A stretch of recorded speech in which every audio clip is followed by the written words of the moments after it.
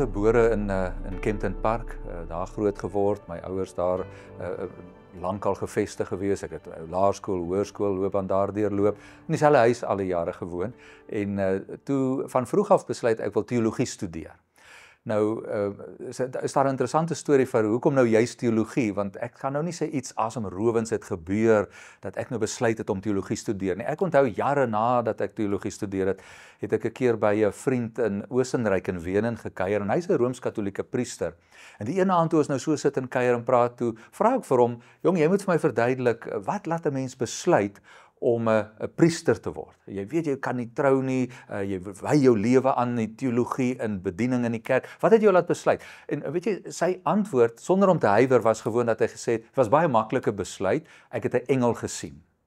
En sonder dat hy huiwer, vra hy toe vir my, so wat het jou laat besluit om 'n dominee te word, om teologie te studeer? En naïef, op daardie stadium as jong man, antwoord ek hom ook toe sonder om te huiwer, ek het nie 'n engel gesien nie.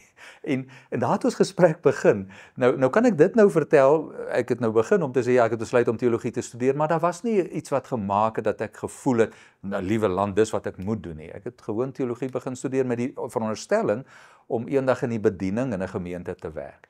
Ek het hier by Universiteit van Pretoria studeer, my teologiese studies voltooi, en na die 6 jaar, ja, daardie tyd moes ons nog 6 jaar lank studeer, het ek besluit, maar ek sal graag verder wil studeer, en gewoon voortgegaan met my nagraadse studies en 'n M-studies. Op daardie stadium het ek toen al reeds daarom 'n honneurs in Semitiese tale voltooi, en my bedoeling was om in Ou Testament wetenskap verder te studeer. So ek het ingeskryf vir 'n M in Ou Testament. Op daardie stadium het ek toe nou begin met die studies, ek het toe nou nie soos my ander vriende, studentevriende, op daardie stadium dadelik 'n beroep na 'n gemeente toe aanvaar nie, maar ek het hier aangebly vir verdere studies. Ja, met hulp van dosente hier kry ek toe 'n beurs om oorsee te gaan studeer, en ek het vir 6 maande in Duitsland gaan studeer by 'n groot Ou Testament wetenskaplike in die stad Marburg. Daar was dit 'n wonderlike tyd om jou te kan voltyds toewy aan Ou Testament studies, was 'n wonderlike tyd. Toe die 6 maande daar verby is, het ek teruggekom Suid-Afrika toe, en toe nou 'n beroep ontvang. Nou op daardie stadium as 'n jong teoloog, dominee, voel 'n mens half, maar nou moet ek daarom nou begin werk op 'n stadium, en ek het 'n beroep aangeneem, in gemeentes begin werk, en van daar af het my paadjie toe nou so 2 bane gevolg, voltyds nog as teoloog, as dominee in 'n gemeente, maar ek het aangehou met die studies.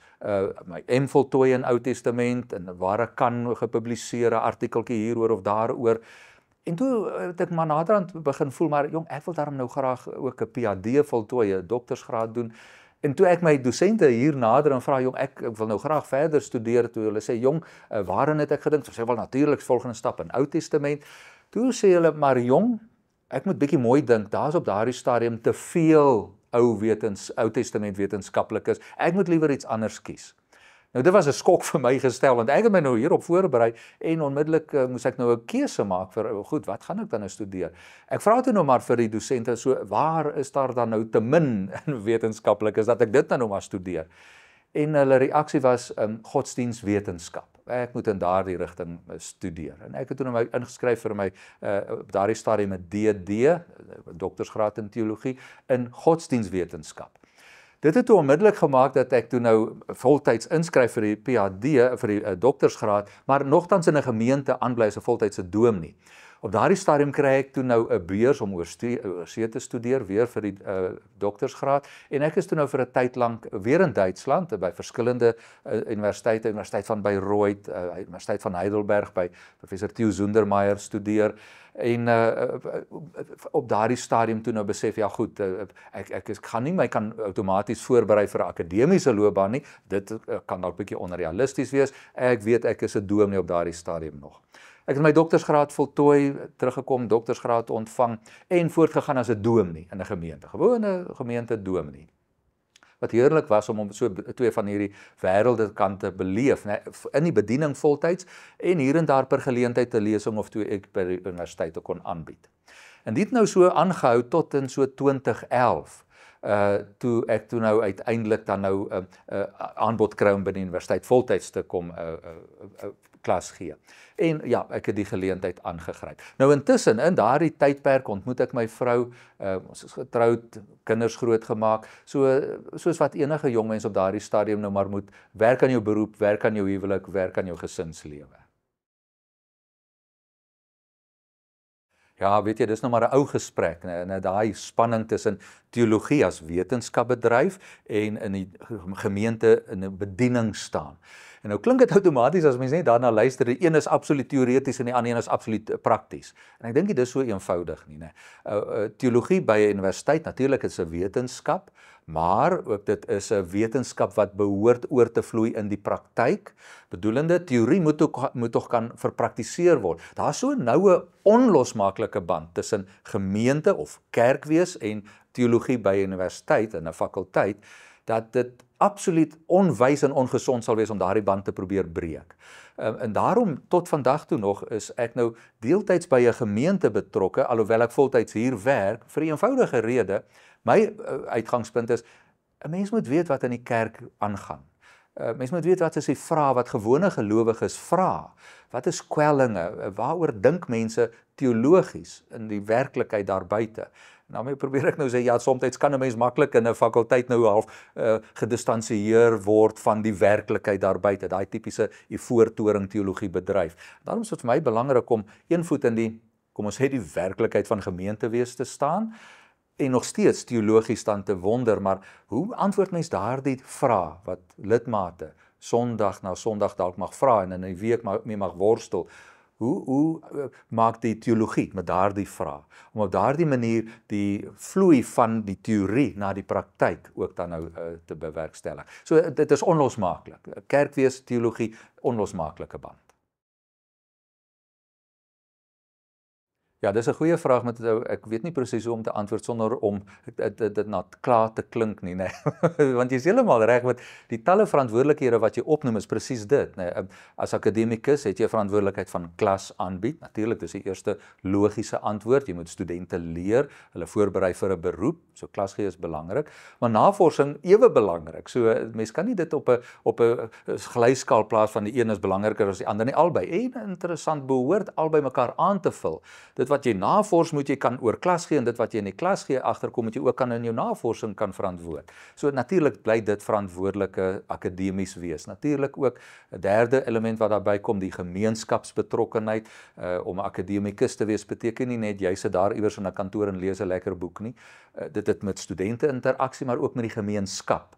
Wat 'n mens hier doen, moet ook kan terugvloei na die gemeenskap, 'n verskil in die wêreld maak. So daardie drie elemente van klasgee, navorsing en gemeenskapsbetrokkenheid is belangrik. Maar nou het jy wel ook genoem, ek het die verantwoordelikheid as adjunkt dekaan in ons fakulteit, en my rol hier is verantwoordelik vir die akademiese programme.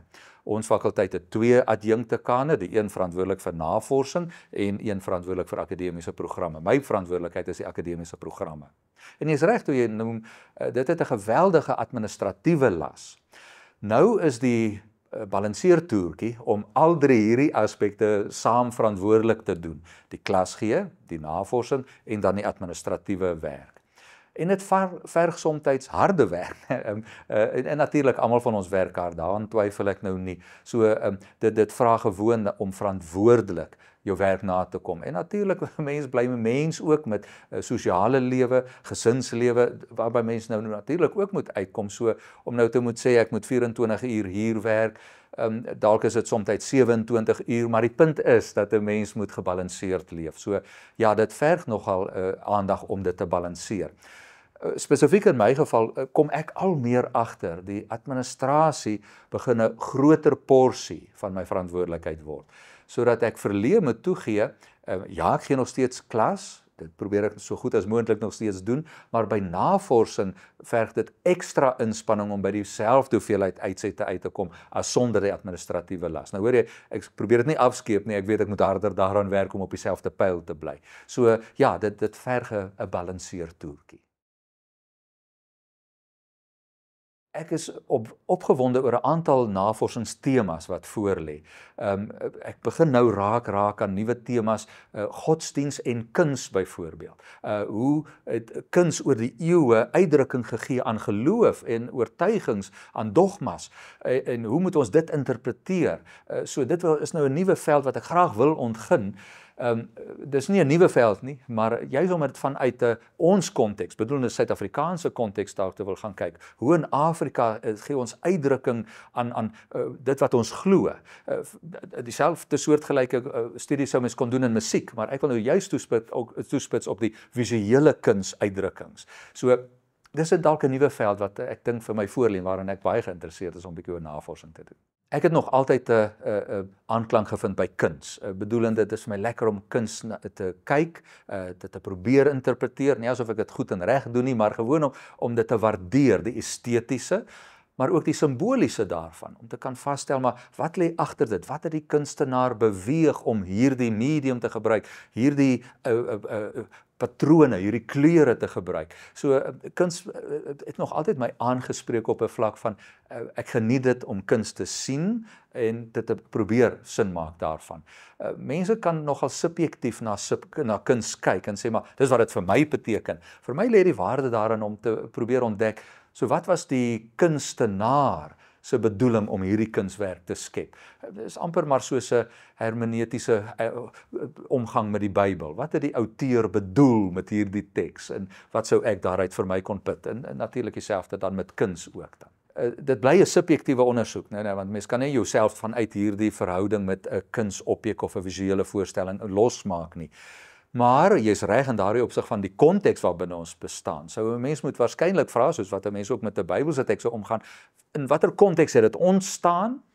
En in wat is die konteks waar ek dit nou in beleef en hoe kan ek in hierdie konteks sin maak van dit wat ek nou hier voor my sien wat in 'n ander konteks ontstaan het. So jy's heeltemal reg. Mens sal moet gaan mooi vra in ons leefwêreld, hierdie konteks hoe ons dit ook al wil etiketeer, hoe maak ek sin daarmee hier en nou en waar ek bestaan? Op 'n stadium was ek deel van 'n groot navorsingstema. Ek was genooi deur 'n internasionale organisasie wat navorsing wou doen oor Christen-Moslems verhoudings. En die was deur 'n paar universiteite wêreldwyd georganiseer. 'n Lang navorsingsprojek gewoon om vas te stel wat was die Christen-Moslem verhoudings in verskillende kontekste van die wêreld oor verskillende tydlyne heen. En dit het my genader om te vra om bydraes te lewer vanuit Afrika. Hoe het hierdie verhoudings tussen Christene en Moslems dan nou verloop in 'n suidelike Afrika en toevallig toe nou ook in 'n Oos-Afrika konteks? En die bedoeling was juis om navorsing te doen op geskrewe dokumente, waar dan nou geskrifte ontstaan het oor tyd wat demonstreer, illustreer hoe het die verhoudings tussen Christen en Moslems dan nou in bepaalde tydperke verloop. 'n geweldige interessante navorsingsprojek wat 'n aantal jare geduur het. Die uitkoms daarvan was 23 volumes van navorsing wat reg oor die wêreld bymekaar gesit is en internasionaal in hierdie ensiklopedie uitgegee is. En dit was vir my regtig 'n heerlike, lekker navorsingsprojek om aan saam te kon werk.